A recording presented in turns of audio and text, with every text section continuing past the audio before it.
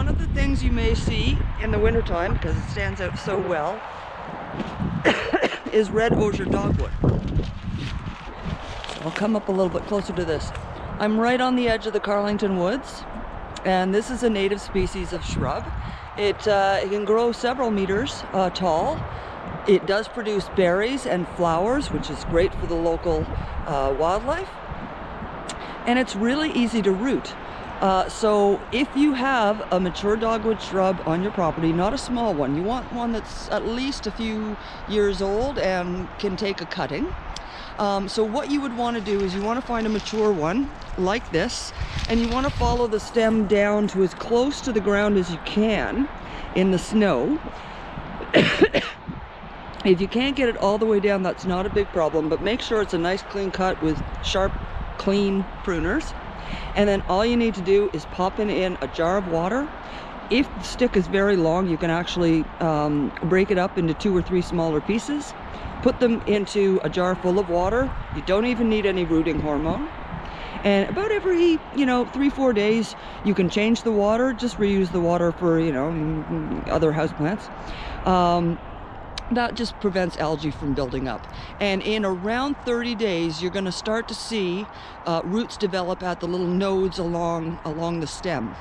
And within another few weeks after that, you're really going to start seeing roots come out. So you sort of do the math, and we're in almost to mid-January now.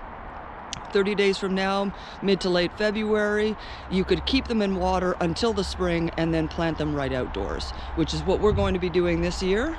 We won't be taking cuttings from the parks, because we don't really want to be sending that bad of a message, or not that bad of a message. It's a more nuanced message. We have a permit to take a certain number of specimens for either regrowth or for educational purposes. What we don't want is somebody coming in and, with only a little bit of information, hacking our shrubs. So if you have it on your property, it's a great way to help propagate that species. And all dogwoods should be rootable that way, just in water. I've only tried it with red osier, but I think pagoda, silver, gray dogwood would probably work, and pussy willows obviously also. They also work. And the interesting thing about pussy willows, unfortunately we don't have very many around here, but they produce a natural rooting hormone. So also what I did last year was I did have some pussy willow branches, and I put those in along with the red osier cuttings as well, and who knows whether or not that helped or not, but it certainly didn't hurt, and I got pussy willows on top of it. So look for that bright red. Let's go up a little bit closer so you can take a look. So we can see that they have opposite leaves, because those are the 2 little nodes right there.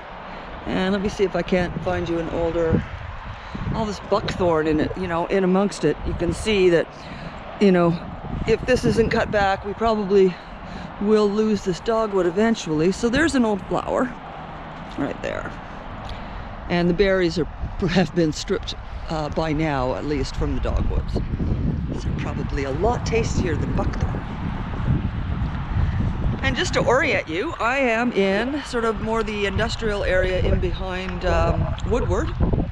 So this is right on the edge of the Carlington Woods, and Maitland is just up ahead there. So that's the end of the multi-use path across from this wooded area.